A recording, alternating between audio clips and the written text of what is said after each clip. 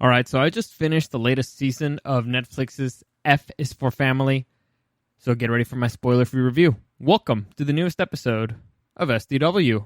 Super Dario World! It's a me, Dario! Woohoo!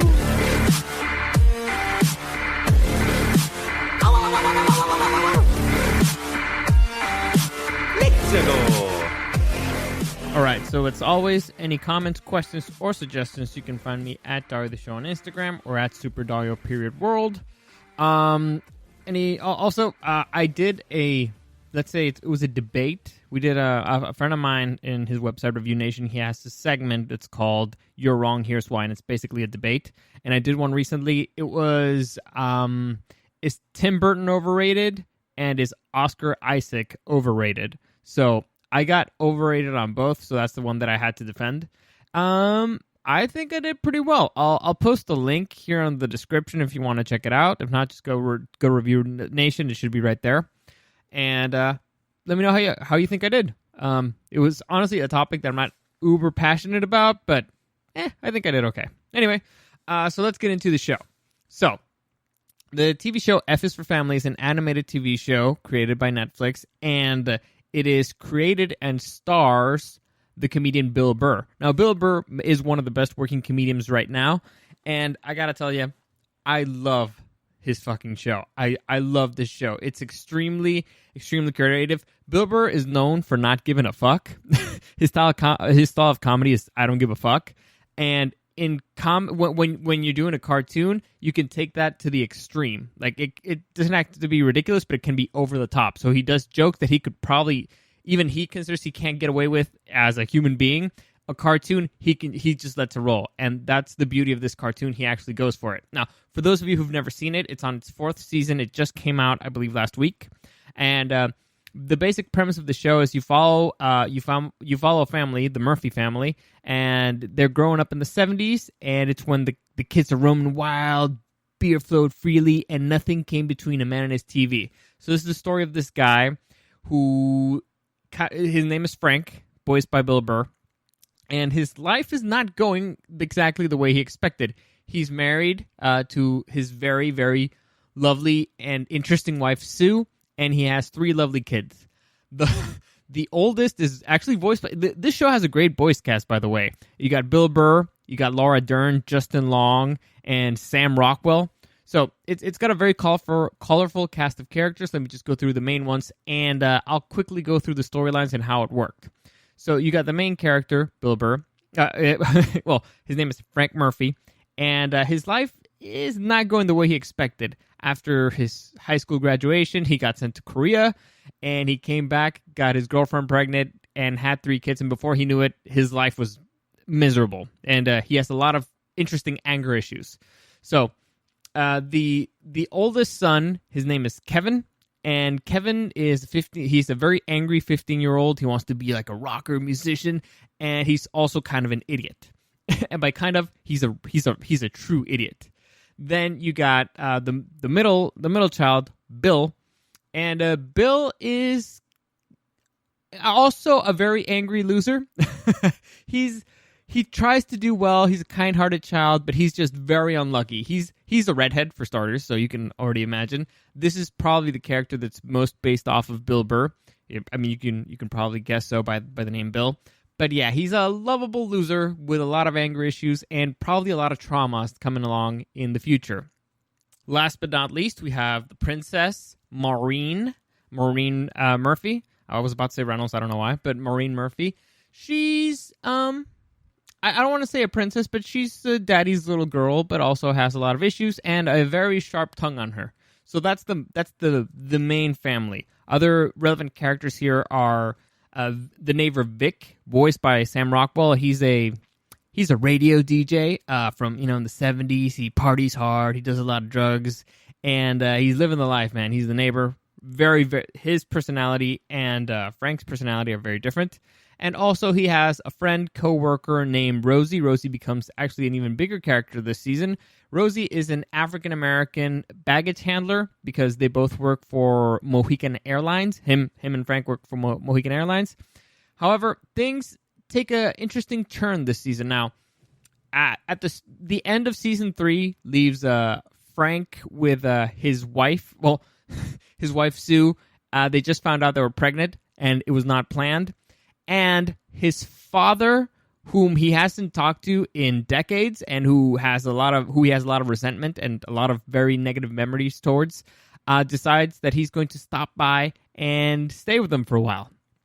So that's how season 3 ends for good old Frank there.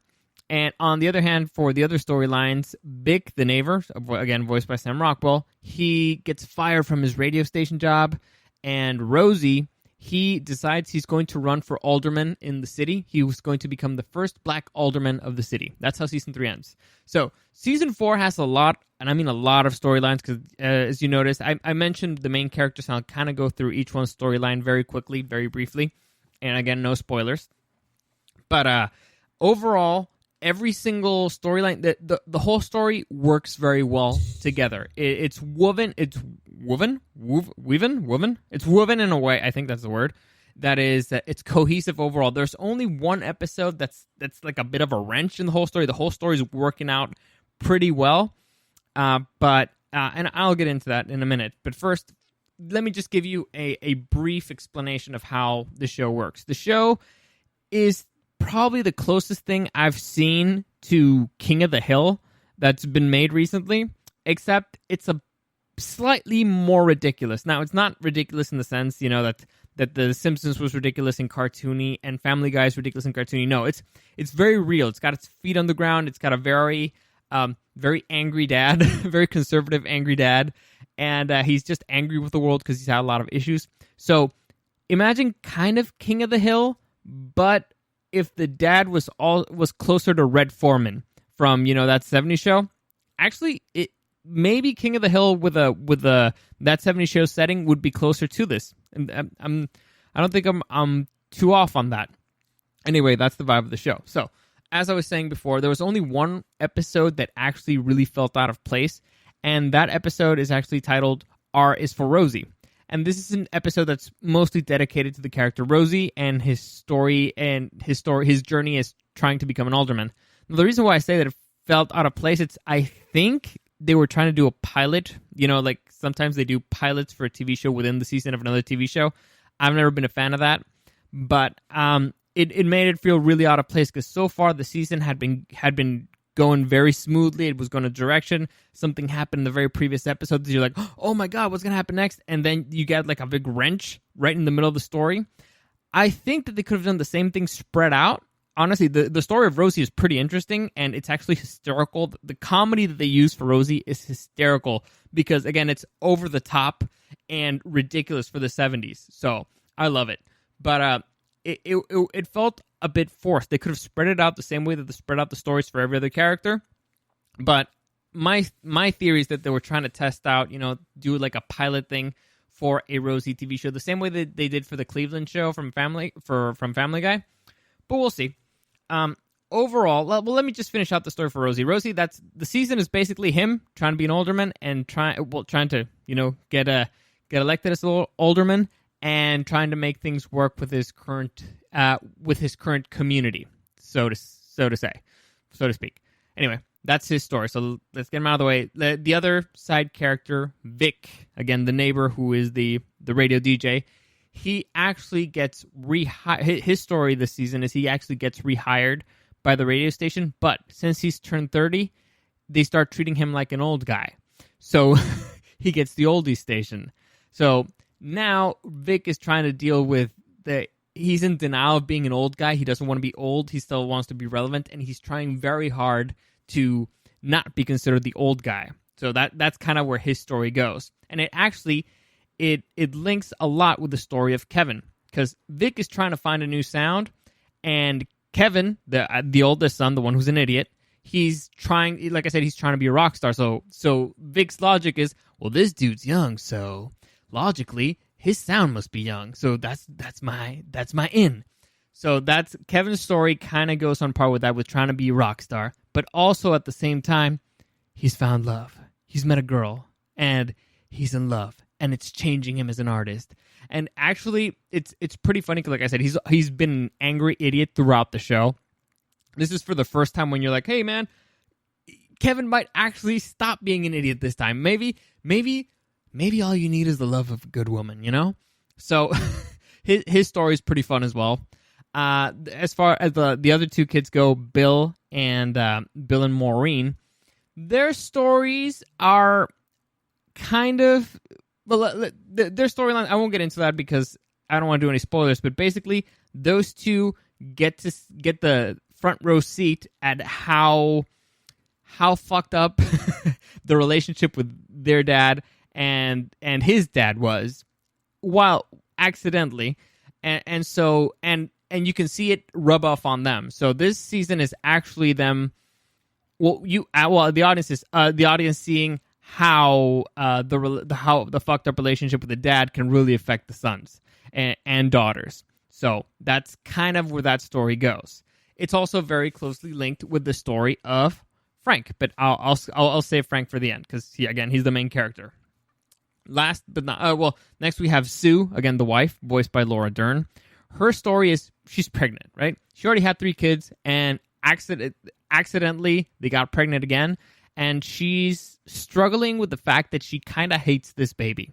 And not necessarily the baby, but what the baby represents. It's like a prison to her.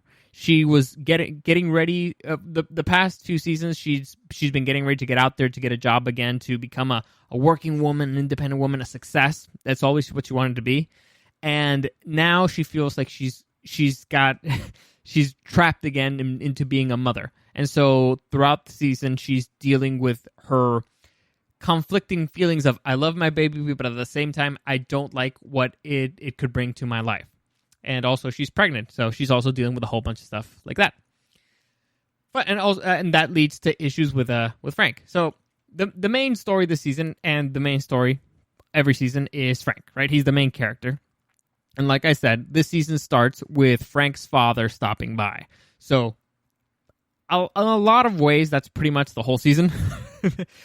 His whole story is him dealing with the dad actually showing up and being a nice guy, actually being a good grandfather, a good father-in-law, and him not being able to accept the fact because he knows what the monster he is, right? He knows who's lurking underneath, and not being able to forgive the stuff that he did in the past, not being able to let go, not being able to let his guard down. So, and that trying to prove that he's actually a better dad than he was, so trying to go over the top with his kids and failing. Frank is a character that you root for. You root for his success because he's not a bad guy. He has a lot of anger issues and they're hysterical. He's gonna put you through a wall, but you root for the guy because he's not a bad guy. He doesn't have bad intentions. He's a very unlucky guy. Life shits on him all the time. So you want him to do well, and he just sometimes his temper can't get out of the way of his own temper, and that pattern continues throughout the season. But it was actually pretty interesting to see the generational consequences of father-son relationships, of father-daughter relationships, how you infect your kids, how he realizes how his relationship how it infects his wife now. So honestly, I thought it was great. I think it's the best season so far. It was hysterical. I loved it. I love that it's a show that doesn't pull punches and it's comedy. I love it. It's a show that it clearly does not give a fuck.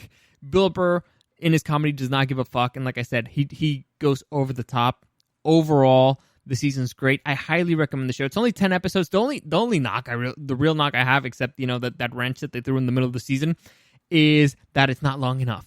Only 10 episodes is not enough for this show. It is too good. It's too funny. I highly recommend it. It's one of my favorite shows right now. Honestly, it's one of my favorites. It's one of those shows that I'm actually giddy when I hear that it's going to come out. And so, again, highly recommend it. Watch the whole thing. But this particularly this last season, it has probably been my favorite so far. So that's it for today. As always, any comments, questions, or suggestions, you can find me at Dario the Show on Instagram or at SuperDario_World. Thank you for listening, and I'll see you again next time.